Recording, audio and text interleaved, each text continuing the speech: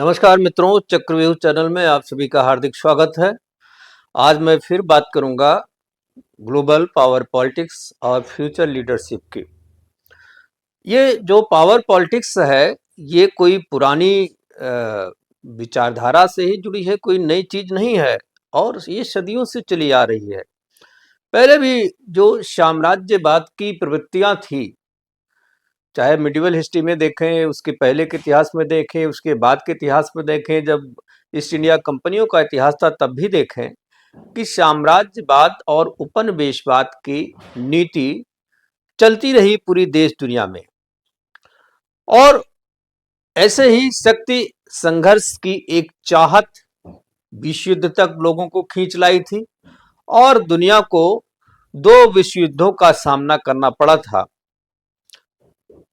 और विश्व युद्ध के बाद, खासतौर से जो दूसरा विश्व युद्ध था, उसके बाद नेतृत्व परिवर्तन और ग्लोबलाइजेशन में एक नई क्रांति आई और अमेरिका के नेतृत्व में दुनिया एक तरफ खड़ी हो गई और रूस के नेतृत्व में दूसरी तरफ खड़ी हो गई। और ये जो ग्लोबलाइजेशन हुआ, ये जो बाइपोलर हुआ वर्ल्ड, इस रेस से, इस कोल्ड वार से, इस मिलिट्री अलायंस से बहुत सारे देश नाराज थे, खुश नहीं थे।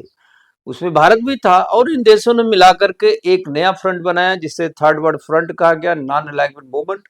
वो भी चलता रहा। हालांकि नॉन अलाइनमेंट मूवमेंट कोई पावर पॉलिटिक्स वाला ग्रुप नहीं था, एक प्रकार से यह बैलेंस देने का काम कर रहा था और स्वतंत्र नीति के रूप में दोनों गुटों से अलग रहकर एक स्वतंत्र नीति का पालन करते हुए लोग आगे बढ़ना चाह रहे थे। ऐसा इन लोगों ने किया। और इस गुटबंदी जो थी, ये जो ग्लोबलाइजेशन था, ये जो पोलराइजेशन था, एक्चुअली में ये एक पावर पॉलिटिक्स का ही हिस्सा थी। इसके केंद्र में पावर पॉलिटिक्स थी और दुनिया को ये दिखाना था कि साहब हम सुपर पावर हैं। एक प्रतिस्पर्धा अमेरिका और रूस के बीच शुरू हुई और इस प्रतिस्पर्धा ने एक लंबे समय तक दुनिया को कोल्ड वॉर की चपेट में रखा और एक लंबी आर्म रेस हुई, न्यूक्लियर रेस हुई और इससे शक्तियों में वैश्विक स्तर पर, क्षेत्रीय स्तर पर संतुलन भी स्थापित हुआ और असंतुलन का भी ये कारण बना। अब वर्तमान में आप जानते हैं कि रूस कमजोर जब हो गया और कमजोर होने के बाद अलग हो गया, तो ये रेस कुछ हद तक खत्म हुई और ये माना गया कि दुनिया यूनिपोलर हो गई है। अमेरिका के नेतृत्व में वो एक ध्रुवी हो गई है। अभी आप देखें कि रूस कुछ न कुछ अमेरिका को बैलेंस देने की कोशिश लगातार कर रहा है पिछड़ने के बावजूद, लेकिन रूस को कमजोर करने के लिए यूक्रेन वार में फंसा दिया गया और यह युद्ध भी लगभग पिछले 2.5 साल से चल रहा है। रूस यूक्रेन युद्ध एक प्रकार से विश्व राजनीति का ही परिणाम है, क्योंकि जानबूझकर इसे लंबा खींचने का जो प्रयास हो रहा है, इसके पीछे एक जबरदस्त डिप्लोमेसी काम कर रही है, खासतौर से अमेरिका की और नेटो कंट्रीज की। अब वैश्विक स्तर पर ये जो ग्लोबल साउथ पॉलिटिक्स की बात आती है, जिसे हम ये कहें कि जो new dimension and polarisation of power politics as a global south politics, तो इस पर हमें ध्यान केंद्रित करना होगा, क्योंकि changing the dimension of power politics in global south ये आज का एक प्रासंगिक विषय बन गया है और पूरी दुनिया की नजरें, खास तौर से जो सुपर पावर कंट्रीज हैं, उनकी नजरें जरूर इस दिशा में हैं। और इस वैश्विक राजनीति के, इस सत्ता की राजनीति के कई आयाम दिखाई दे रहे हैं। पिछले कुछ वर्षों से साउथ एशिया में पावर पॉलिटिक्स कुछ ज्यादा ही एक्टिव हो गई है और जब से चीन और भारत का विश्व की राजनीति में एक उभार देखने को मिला, इससे अमेरिका और यूरोप देशों की भी चिंता बढ़ गई है। उनकी चिंता का एक, कष्ट का एक कारण भी ये बन गया है। उन्हें डर है कि ये दोनों देश या उनमें से कोई एक देश कहीं आगे न निकल जाए और फिर ये दुनिया के ध्रुवीकरण का केंद्र एशिया न बन जाए, उनकी प्रतिष्ठा धूमिल ना हो जाए और वो कहीं अपना नेतृत्व खो न दें। इसकी चिंता अमेरिका को है और उस चिंता में यूरोपीय देश भी शामिल है। हालांकि रूस को इससे बहुत ज्यादा चिंता नहीं, क्योंकि चीन भी उसका एक प्रकार से दोस्त है, भारत तो उसका एक बेस्ट फ्रेंड माना जाता है। दोनों से कोई आगे बढ़ता है तो रूस को उतनी चिंता नहीं है। चिंता यूरोपीय देशों को है, चिंता अमेरिका को, चिंता उनको है जो दूसरे कॉन्टिनेंट से हैं, उनको बहुत चिंता है। देखिए, China and India rising country है, एशिया की and as well as world की राइजिंग कंट्री है। ये केवल एशिया की नहीं, चीन और भारत एशिया और विश्व का एक उभरता हुआ देश है, इसमें कोई दो राय नहीं। चीन विश्व राजनीति में आर्थिक शक्ति के रूप में पिछले कुछ वर्षों में तेजी से विकास किया और उसकी अर्थव्यवस्था अमेरिका के बाद दुनिया की सबसे बड़ी अर्थव्यवस्था है और 15 ट्रिलियन डॉलर की इकोनॉमी उसकी है। वैसे अमेरिका की 22 ट्रिलियन डॉलर की इकोनॉमी है, लेकिन ये उनका जो जादुई आंकड़ा है कुछ समझ नहीं आता। मैं समझता हूँ चीन कहीं कहीं अमेरिका के बराबर है या आगे भी हो सकता है। पिछले वर्षों में अगर आप देखें तो भारत ने भी आर्थिक रूप से, राजनीतिक रूप से, सामरिक रूप से एक शक्तिशाली राष्ट्र के रूप में उभरा है और दुनिया में एक नई जगह बनाई है भारत ने। भारत और चीन दोनों के पास शक्ति की राजनीति करने के और खास तौर से ग्लोबल साउथ की जो लीडरशिप है, इसके लिए क्षमता विस्तार भी इन देशों में हुआ है। अमेरिका की जो साउथ एशिया में दिलचस्पी लगातार बढ़ी हुई है, पिछले कुछ वर्षों से अमेरिका ने साउथ एशिया के कई देशों में अपनी एक्टिविटीज बढ़ाई है और वह ये सक्रियता भारत और चीन को कहीं न कहीं एक घेरने के रूप में एक लामबंदी कर रहा है और भारत और चीन के पड़ोसी देशों में भी उसकी एक्टिविटीज बहुत बढ़ी हुई है। कजाकिस्तान की बात हो, पाकिस्तान की बात हो, अफगानिस्तान की बात हो, ताइवान की बात हो, जापान की बात हो, ऑस्ट्रेलिया की बात हो या अभी रिसेंट बांग्लादेश आदि देशों की बात हो, उसकी एक्टिविटीज बहुत बड़ी हुई है और कहीं न कहीं ये भारत और चीन के विरोधी राष्ट्रों में दखल देने की स्थिति में आ गया है। चाइना को कमजोर करने के लिए उसने क्वाड बनाया, क्वाड में भारत को भी शामिल किया, जापान ऑस्ट्रेलिया के साथ मिलकर के उसने क्वाड बनाया और भारत को कमजोर करना होता है तो भारत के जो पड़ोसी राष्ट्र हैं उन राष्ट्रों को प्रभावित करने की कोशिश करता है, भारत को उनसे अलग थलग करने की कोशिश करता है अमेरिका और भारत को अपना करीबी बनाकर चीन को भी काउंटर करने की कोशिश करता है। जबरदस्त डबल गेम, डबल पॉलिटिक्स कर रहा है यहां बैठ करके अमेरिका। भारत आगे चल के उसके लिए कोई चुनौती न बन जाए, इसकी भी चिंता उसको खाई जा रही। इसलिए भारत को चाहे अंदर से कमजोर करने की बात हो, बाहर से कमजोर करने की बात हो, एक प्रकार से भारत को कंट्रोल करने की कोशिश कर रहा है, क्योंकि पहले करता रहा है, पहले की सरकारें कमजोर थी तो ऐसा करता रहा है, वो अब भी कर रहा है और ये प्रयास उसके कितने सफल हुए विफल हुए एक अलग समीक्षा का विषय है। लेकिन भारत स्वतंत्र राजनीति भारत की उसको ज्यादा पसंद नहीं आ रही है।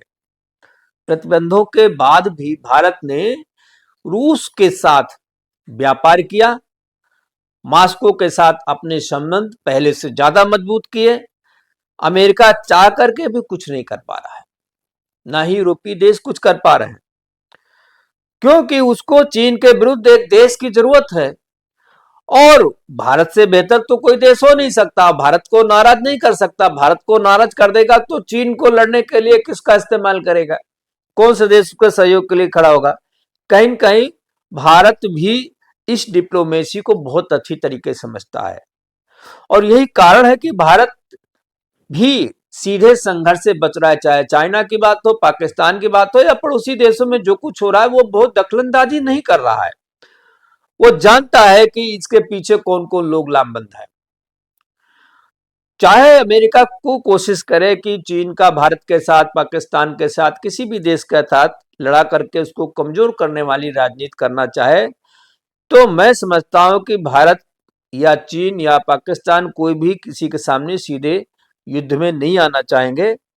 और अमेरिका का उद्देश्य इस रूप में मैं नहीं समझता हूं कि आगे चल के सफल होगा। और अमेरिका की स्थिति यह है कि पिछले सेकेंड वर्ल्ड वॉर के बाद आपने देखा होगा कि कभी उसने सीधी लड़ाई लड़ने की कोशिश नहीं की, खासतौर से बड़े देशों से। इतना जबरदस्त हाई लेवल टेंशन होने के बावजूद कोल्ड वार के पीरियड में उसने रशिया से लड़ाई नहीं लड़ी। वियतनाम में, अफगानिस्तान में उसने अपनी लड़ाइयां लड़ी, लेकिन दोनों फ्रंट पर वो एक प्रकार से हार करके वापस गया है, भागता हुआ वापस गया है। वियतनाम से भी जब उसने इवैक्यूएट किया था, अपनी आर्मी को हटाया था, अफगानिस्तान में हटाया था, तो आपने देखा कि किस जल्दबाजी में उसने हटाया, जैसे लगता है कि वो नहीं भागेगा तो कोई पीछे से पकड़ लेगा उसको। ये उदाहरण है उसका। अमेरिका सीधे किसी युद्ध में शामिल नहीं होना चाहता है, बस वो प्रतिद्वंदी राष्ट्रों को लड़ा करके साम दाम दंड भेद वो अपने प्रतिपक्ष को कमजोर करने की पॉलिसी पर पूरी तरह से काम कर रहा है। रूस को, यूक्रेन को रूस के विरुद्ध लड़वा दिया, ये सीधा उदाहरण है। और इसी प्रकार से वो चाहता है कि चीन और भारत में लड़ाई हो जाए, भारत पाकिस्तान, पाकिस्तान से तो पहले उसने पाकिस्तान का उपयोग भारत के खिलाफ चल करता ही रहा है। जितनी लड़ाइयां हुई है पाकिस्तान के पीछे वो लामबंदी के साथ खड़ा रहा। ताइवान को अलग सपोर्ट कर रहा है कि वो चीन से दो दो हाथ कर ले। अरे भाई, ताइवान दो दो हाथ कर लेगा, उसका अस्तित्व तो खत्म हो जाएगा, वो लड़ने लायक है क्या चीन से? लेकिन अमेरिका को इन सबसे क्या फर्क पड़ता है? ताइवान रहे या जाए, भारत रहे या जाए, यूक्रेन रहे या जाए, उसकी पॉलिटिक्स सफल होनी चाहिए। तो पाक अमेरिका की ये जो डबल गेम डिप्लोमेसी मैं समझता हूं, उसको चाइना भी समझता है, भारत भी समझता है और पाकिस्तान भी समझता है। सब देश समझने लगे हैं। और भारत, चीन, रूस एक बहुध्रुवीय दुनिया चाहते हैं, यूनिपोलर सिस्टम चाहते हैं कि कोई ऐसा देश, या जिसको आप कहें मल्टीपोलर सिस्टम चाहते हैं, बहुध्रुवीय चाहते हैं, जिसमें कोई एक बहुत बड़ा ताकतवर ना हो जाए कि वो दूसरों को कंट्रोल करे। लेकिन अमेरिका इसको ये सब स्वीकार नहीं। अमेरिका चाहता है कि कोई भी राष्ट्र उसके बराबर ना आने पाए और एकाधिकार बनाए रखने की चेष्टा वो हमेशा से करता रहा है। अच्छा, भारत की डिप्लोमेसी क्या है ये भी समझना चाहिए हमें। भारत फूट डालो राज करो वाली जो डिप्लोमेसी रही है, वेस्टर्न डिप्लोमेसी रही है, इससे भली भांति परिचित है। अब कुछ बताने की जरूरत नहीं भारत को। यही कारण है कि अमेरिका और रूस के संबंधों के बीच वो बराबर संतुलन स्थापित करने की कोशिश कर रहा है, उसमें सफल भी है। चीन या पाकिस्तान से सीधे संघर्ष करने से भी भारत जो है अपने आप को वो कर रहा है। क्यों करे संघर्ष? किस लिए संघर्ष करे? उससे होगा क्या? मौजूदा समय में भारत की अपनी जो सामरिक स्वायत्तता है और किसी भी तरीके से वो जो डायलॉग जारी रखने के लिए प्रतिबद्ध है, ये उसकी एक बहुत बड़ी खूबी है डिप्लोमेसी की। और अपनी विकास की आवश्यकताओं के लिए वो अमेरिका के साथ भी घनिष्ठ राजनीतिक संबंध और साझेदारी बना कर रखा हुआ है। अमेरिका के साथ सहयोग में शामिल होकर, क्वाड में शामिल होकर हिंद महासागर क्षेत्र को सुरक्षित करने के लिए चीन की बढ़ती दावेदारी को, उनकी दादागिरी को कंट्रोल करने की भी कोशिश कर रहा है, उसका भी मुकाबला कर रहा है। और मॉस्को के साथ संबंधों को मजबूत करके वो उभरते हुए चीन को या अमेरिकी एग्रेसिव डिप्लोमेसी को भी वो संतुलन देने की कोशिश कर रहा है। और ये सब भारत की डिप्लोमेसी की प्राथमिकताएं हैं। मैं समझता हूं रूस और भारत के साझा राजनीतिक हित हैं, वो भारत जानता है, रूस भी जानता है। और बहुध्रुवीयता के मुद्दे पर दोनों राष्ट्र एकमत हैं, यहां तक चीन भी एकमत है कि मल्टीपोलर वर्ल्ड होना चाहिए। भारत की जो रणनीतिक स्वायत्तता है, एक लंबे समय तक चले आ रहे उसके सिद्धांत के महत्व को रेखांकित करता है। और भारत, रूस, चीन या भारत, रूस और अमेरिका के साथ ये जो त्रिकोणीय संबंध हैं भारत के, ये एक गतिशील प्रबंधन की भारतीय कूटनीति की अग्नि परीक्षा से भी बार बार गुजरता रहा है और इसमें भारत लगभग सफल रहा है। भारत की ग्लोबल साउथ पॉलिटिक्स पहले से बहुत बेहतर हुई है। भारत ग्लोबल साउथ में एक सक्षम नेतृत्वकर्ता की भूमिका में अपने को लगातार मजबूत भी कर रहा है। भारत ने यूक्रेन पर आक्रमण की निंदा भी एक तरफ की, तो दूसरी तरफ जब भी संयुक्त राष्ट्र संघ में रूस के खिलाफ प्रस्ताव आया, भारत ने मतदान से अपने आप को बाहर रखा, यानी वो वहां भी संतुलन देने की कोशिश किया। और यही भारतीय कूटनीति की एक संतुलन करने की एक खूबसूरती भी है जो उसके लिए पूरी दुनिया में जानी जाती है। इससे निश्चित तौर पर यूरोपीय देश निराश तो हैं, जिन्हें उम्मीद थी कि भारत रूस के खिलाफ कोई कड़ा रुख अपनाएगा, लेकिन अब तक भारत की विदेश नीति यही रही है कि वो किसी के खिलाफ नहीं रहा है, बल्कि उसने सबको साथ लेके चलने की कोशिश की है। ग्लोबल साउथ में सब कुछ तेजी से बदल रहा है। राजनीतिक सामरिक समीकरण में संतुलन बनाए रखने वाला ही कोई यहाँ नेता हो सकता है। लड़ाने वाला, संतुलन बिगाड़ने वाला नेता नहीं बन पाएगा, उसकी स्वीकारता नहीं हो सकती है। मैं समझता हूं भारत इसमें सबसे अधिक फिट बैठता है। भारत, चीन, ब्राजील, इंडोनेशिया, साउथ अफ्रीका, ये सब ग्लोबल साउथ के केंद्र में आते हैं और साउथ ग्लोबल देशों में 2047 तक विकसित देश बनने की एक प्रतिस्पर्धा भी चल रही है, एक लक्ष्य भी इन लोगों ने रखा हुआ है।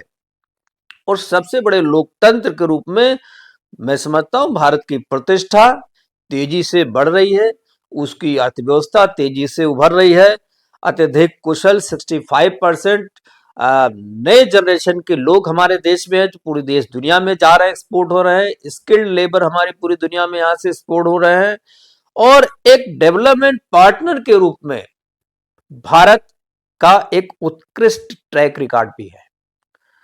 बिना भेदभाव के सहयोग और सहायता की दृढ़ इच्छा भारत के पास है। इसके अलावा कई ऐसे फैक्टर हैं जो भारत को वैश्विक दक्षिण यानी ग्लोबल साउथ के आवाज बनने के मामले में दूसरों से बढ़त दिलाते हैं। ग्लोबल एजेंडे को आकार देने में सकारात्मक योगदान देने के लिए भारत ने महत्वपूर्ण भूमिका समय समय पर अदा की है। भारत की व्यापक महत्वाकांक्षाएं भी इसके लिए फिट बैठती हैं और भारत ने ग्लोबल साउथ की आवाज बनने की भी कोशिश की है। उसने 2023 में अपना वॉइस ऑफ ग्लोबल साउथ शिखर सम्मेलन भी आयोजित किया और इसी साल भारत ने G20 शिखर सम्मेलन आयोजित किया। और यही नहीं, G20 शिखर सम्मेलन में उसने अफ्रीका को भी उस संघ में शामिल करने में सफलता प्राप्त की। इससे उसकी स्वीकार्यता कई गुना बढ़ गई, अफ्रीकी देशों में भी बढ़ गई है। यह महत्वपूर्ण उपलब्धि भारत के लिए। ये प्रभावशाली वैश्विक समूह जो है, इसमें भारत की जो प्रभाव पड़ रहा है, मैं समझता हूं आने दिनों में इसकी नेतृत्व के प्रति स्वीकार्यता का भाव पैदा होगा और भारत को न केवल ग्लोबल साउथ बल्कि एशिया महाद्वीप में एक सर्वमान्य नेता बनने की राह उसके लिए आसान होगी और बहुत सारी नई चीजें भी आने वाले समय में देखने को मिल सकती हैं। इन्हीं शब्दों के साथ आज इस एपिसोड को विराम देते हैं। फिर हम कल किसी नए एपिसोड के साथ आपके सामने हाजिर होंगे। आप लाइक करें, शेयर करें, सब्सक्राइब करें और हमारे वीडियो को प्रमोट करने में हमारी मदद करें। बहुत बहुत धन्यवाद। नमस्कार, जय हिंद।